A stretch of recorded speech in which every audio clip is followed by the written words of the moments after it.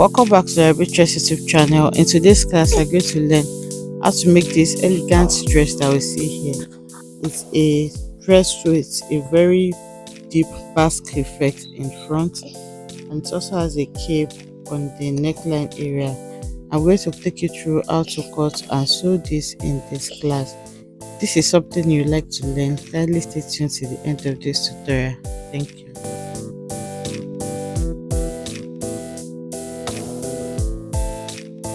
In order for this to run quickly, I've already made my markings. It's an off-shoulder dress, so I'm going to be going off by 5 inches. So you can see I started my measurement from the 5 inches. So now from there, you're going to take your armhole measurement. So this is my armhole line, this is my bust point, and this is my half length. Okay, so that is what we have. So now the next thing is to take our dart. So the dart, for me, you need your bust span measurement. For me, that's 10.5, divided by 2 is 5.25, 5 and quarter. So I'm going to mark the 5 and quarter here and here, and then I'm going to make that into a straight line, just like we have it here. So after making it into a straight line, you're going to take your dart on your waistline. You can also make this a corset or a bustier. I'm just working with a regular waist dart. So once you take your dart, you're going to connect that to your bust point. You can connect directly to your bust point, or like half an inch before your bust point. I'm not doing any on the bust tightening here. Okay, so that is my waist dart here. So to tighten the upper part as well, from the that line, I'm going to come out by 0.75 on both sides. Sorry, my marker is not showing well. So you're going to place your ruler in a slightly curved way like this, and then you're going to connect for the two sides. Okay, you can see how I'm placing it. So you can see now that our darts are taken care of. So the next thing is to work on your neck depth. I want a sweetheart neckline, and I already gone up by 5 inches, so I don't want it so deep. So I'm just working with 8 inches there, and then I'm going to take the curved side of my ruler and then connect it to the first dart leg, which is this. Okay, so now to get your armhole curve, you're going to mark your chest measurement. So that's from one armhole to another. For me, that's 12 inches. So I'm going to divide that by 2, and I'll have 6. So I already have 4.5 inches here. I'm just going to skip the dot and continue my measurement, and then I have 6 inches here. So on my armhole line, I'm going to mark my bust measurement. The bust is 50, divided by 4 is 12.5. So I have 12.5 inches here, and then you're going to take your curved ruler and then you connect that. So now I'm going to take my curved ruler and then connect just like this. So this is where my bust measurement stops. So here as well, you're going to mark your waist. Waist is 45, divided by 4 is 11.25. So you mark what you have here first, and then you're going to skip the dot and continue your measurement. So my 11.25 is here. So now I'm going to add my seam allowance to that. So I'll simply extend these lines. Whatever seam allowance that you want to work with, you are going to add that on the two sides. And then here I have a dart intake of around almost half an inch. I'm going to replace that as well by this side, and then I'm going to connect just like this. So that is what we have. So it's a deep basque waistline. I want the fit to really show well. So, but first, I have a difference of 2.5 inches from my front and back half length. So I'm going to be taking that as my bust dart here, and then I'm going to connect it to the bust. So because we're going to have a basque waistline, we're going to extend our length. So from the half length here, you can see I have 10.5 here. Okay, my paper is 10.5, so that's going to be the extension that I want. If you want yours to be bigger than this, you can go as deep as 12 inches. If I'm cutting and I feel that this may not give me what I want, I can extend it so that when I sew it, I can still trim it off I hope you understand that. So this is a plus size because of the way the body is big. So because the body is quite big, the V shape may not show very well if it's not so deep. Okay, so you can also even increase your, you may not place the, you may not start taking the bath from your waistline. You can just go up a little bit so that it will give you enough room for the curve. So you just see how I'm going to do this. So I'm extending this to 10.5 inches temporarily for the basque. So because all this part is still going to be part of the basque, I'm going to be extending my dart downwards. So now I'm going to take my dart and I'm going to stop it like 2 inches before my hip measurement. Okay, so my hip is 26, my hip line is 26. You can see I'm taking the dart to 24 inches. So I'm going to extend that and then I'm going to connect it to my dart leg. So you can see what I have. So now the next thing now is to connect from where your allowance stops here all the way to form your basque waistline. So this part is very important. Let me show you the two dimensions you can have. If you want to work with a straight line and then you place it from there, you're going to connect it like this, and then you're going to have it like this, which I still don't, I want it a little bit curved. So to get that coffee effect that I want, I'm going to be using the slightly curved part of my ruler. So I'm going to first connect from here to maybe where the dart leg stops, or you can even go higher, depends on what you're aiming to get. So I can stop where the dart stop here, and then I'm going to connect it. So when I connect like that, from there I'm going to maybe change the side of my ruler, just make sure that it is smooth, and then connect it to the tip where this stops. Okay, so if you are done with this, you can look at it and see if your V is deep enough. If it's not deep enough, you can increase the length here to go down. You can also reduce the length here to start your V from somewhere here. I hope you understand what I'm trying to say. That is basically it for the front. So for the back, okay, you can see the back is simple. I already drafted my back. This is the zipper allowance, and I went up by the same 5 inches that I did for the front before I started my measurement, so you can see. So now what you're going to do for the back is to take your dart. I already took my dart, and then the same 6 inches that we did for our chest line, that's what I marked. And then I marked my neckline for the back. For the back, I maintained my chest line as my neckline, so I connected it. And then here you're going to mark your bust divided by 4, that's 12.5. You had your seam allowance, and then you connect for your armhole as well. So for the back, it's not going to really have a back waistline, but the back is also not too straight. So for that, from where my measurement stops here, I'm just going to come down by, you can do 1.5 or 2 inches. Okay, let me do 1.75. I'm going to do the same thing for the zipper allowance area, and then you're going to make that into a straight line. Okay, you're going to make that into a straight line. So once you make it into a straight line for the zipper, you're going to extend your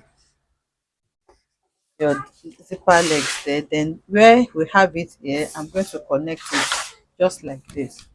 I hope my camera is capturing it. So I'm going to connect like this so that my back is not going to be so straight, and then I'll simply extend my dart legs up to where this stops. So this is what my back is going to look like. So let me use my marker to broaden the neckline of the back as well, so that you will not get confused. So this is the neckline I'm working with for the back. So for the back, I want to add like a small strap at the back before I place the cape. So the strap is going to be around here for me. And also I don't want to sew that, so I'm just going to extend it upwards so that I can easily close it, and I will not have to sew anything at the back. So these are the patterns we are working with. I'm simply going to take my scissors now and cut them out.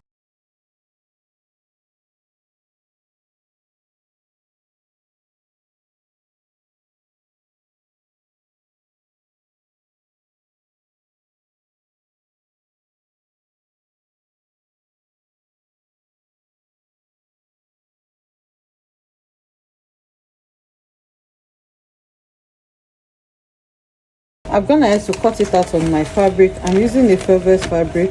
So before cutting, I fused the velvet with cotton ST first to stabilize it before cutting it out. So it's advisable that way. Fuse your hairstay before you cut it out, not after. So this is what it looks like. This is the center front. You can see that my hairstay is fused to it, and this is the lining I'm using. It's also a cotton lining. So I'm going to go ahead and join them together now. So the front, I'm going to be joining the side to the front. For the back, I already closed my dart, so I don't need to join anything. So after joining it, I'm going to turn it with my lining and sew it by this side. Then we'll move straight to cutting the lower part.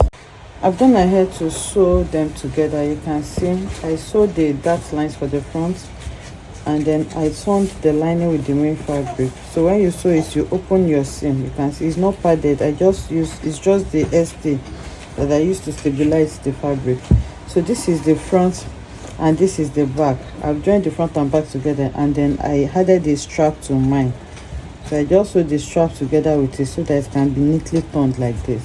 So this is what I have so far. This is the back and this is the front. So this is the V shape that I have in front. So at this point, if you want it to be more, you can still trim it. Maybe you can adjust it anyhow you want, but I'm going to leave mine like this. So now to cut the lower part, what you need to do now is to put this on fold. You can also measure it straight, but it's going to be easier to measure it on fold like this. When you put it on fold, this is the back and this is the front. So you need to measure this. We are placing the gathers around this place, so you are going to measure this area that we are placing the gathers. Remember, it's on fold, so whatever measurement you have, you multiply it by 2. So you can see how I'm placing my tape rule, and I have about 30 inches here. Okay, that's what I have. So 30 inches for one side and 30 for the other side. That's 60 inches together. So to form my gathers, depending on how wide you want it to be and how full you want it to be, you can multiply this 60. That's 30 for this and this. That's 60 altogether. You can multiply by 30 or by 2.5. But I'm using 4 yards of fabric, so that's going to give me around 2.5 inches. So that's what I'm going to be working with. Okay, so to cut your fabric now, like I said, this is the fabric I'm working with, a Duchess fabric. I'm using the whole yard of 4 inches or 4 yards. I'm using the whole yard of 4 yards. The length is just going to be the length that I have. Remember, this is our half length. We have already cut our half length, so I'm going to be working with my half length. My half length is 17 and my full length is 58. Okay, so that is what I'm going to work with. So to know the length of the skirt part, you subtract this 17 from 58 inches, and that is what you are going to work with. So this is what I have here already. I have cut the part that I don't need. You can see that this fabric is no longer 60 inches. I have cut the upper part, but you're not going to sew it like this, because if you look at the waistline, it's not the same. The front and back waistline is not the same, obviously, because of the very long basque that is in front. You can see this is the back here short and this is the front long. So to distinguish them now, what I'm going to do now is to fold this fabric. It's folded into 4 now, so I'm going to fold it into 2 so that I can separate the front and back. So this open part is going to be my back, and then when you fold this, you're going to have a fold point, of course. So this fold point here is going to be my front. So when you fold it, it's going to be big, but I'm going to spread it like this so that you can understand what I am doing. So the first thing now is to indicate where the back is going to be. So you can just bring the back again, and then you're going to measure it alone. This time you're going to measure the back alone. So when you measure your back alone, you're going to see what you have. So here I have about 12 inches. So that 12 inches, I'm going to multiply it by 2.5. So 12 times 2.5 is around 30 inches. So from this fold point, which is the back, which is where the center back is, I'm going to measure the 30 inches. Remember that the 12 inches is one side for the back. Okay, so I'm measuring 30 because this is on fold. So this is going to be one side and this is going to be for the other side. So now here I'm taking out the parts for the back where I'm going to be sewing the back. So here is where my back stops. This is going to be your side for the two side. So here I'm just going to place a notch there to indicate that that is where my back is going to be. So now we are going to adjust the length of the front. Remember that the front is very long because of the basque. Okay, so this is, you can see my notch there. So now to adjust the length of the front, I'm just going to remove the back. This is where the notch is. It's very important. Okay, so now once you notch it, this is where the side, this is where the side is. You can see the notch where that 30 inches stops. So the next thing we are going to do now is to change the length for the front. Remember, the front is going to be shorter because of the long v, because of this. Okay, because of this long v, if you use the same length, it's going to be too much in front here. So this length at the center front, that's what we want to adjust. So this is my center front. You can see that it is folded, this part is folded, that's my center front. So now you're going to go ahead and mark the excess that you have at the center front. Remember, this is where the half length stops. So this is where my half length stop. All of this is what I use to form the basque, and that's the excess. So here I have around 10.5 inches. Okay, when I was drafting on my fabric, I still added 1 inch, so that's going to be around 11.5. So what I'm going to do is, from this upper part here, I'm going to mark the 11.5, which is going to be the excess for the front. So the 11.5 is there. So what I'm going to do now is to go ahead and connect this 11.5 to the side, just like we have it in front of a basque. Okay, I'm turning it like this so that you're going to see everything that I am doing. So you're going to look for where you placed that notch earlier, and then you're going to connect it. It's as simple as that. So this way your front is not going to be, it's not going to be too long. It's not going to be longer than what you have at the back. So after placing it like this, you're going to place your ruler and then connect. So I'm just going to use my tape rule to connect them, then I'll mark it out so that we can see. Okay, so here now I can take my ruler, and then I'm going to connect it to form that diagonal line. I hope you can see what I'm doing. So let me shift it a little bit so that you can see the center front as well. This is the center front, and I'm connecting it to the side there. You can see now that I have connected it. So what I did, where I notched, which is my side, I connected the new depth that I have for the front. I connected this, and then I'm going to cut it out. So for the back as well, remember the back is not really straight. We did a little basque at the back. We came down by 1.5 inch, so you can adjust the back as well by coming down by 1.5 inches at the center back, and then you connect it back to that notch as well. So here you can come down by 1.5 inch here at the center back, and then you're going to go ahead and connect. I'm using this to hold this because the fabric is slippery.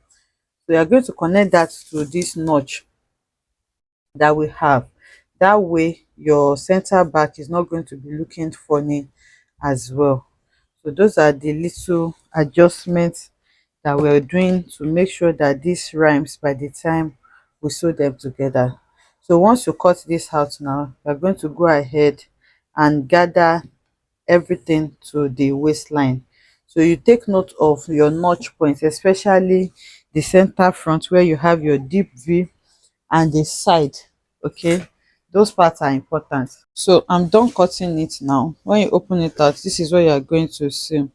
So important parts you should note is the side. You can see my notch, these are the two sides, and then the V shape that we created at the center front, that part is as well important. So this part too, you are going to notch it. So you are going to bring your actual half length, and then you're going to match your notches together. So you can sew this together or serge it so that it can be easy, but I'm going to weave it when I'm done. But you can sew your lining to the main fabric so that it can be stable. So you are going to pin this, then you go over to the side as well. You are going to pin the side.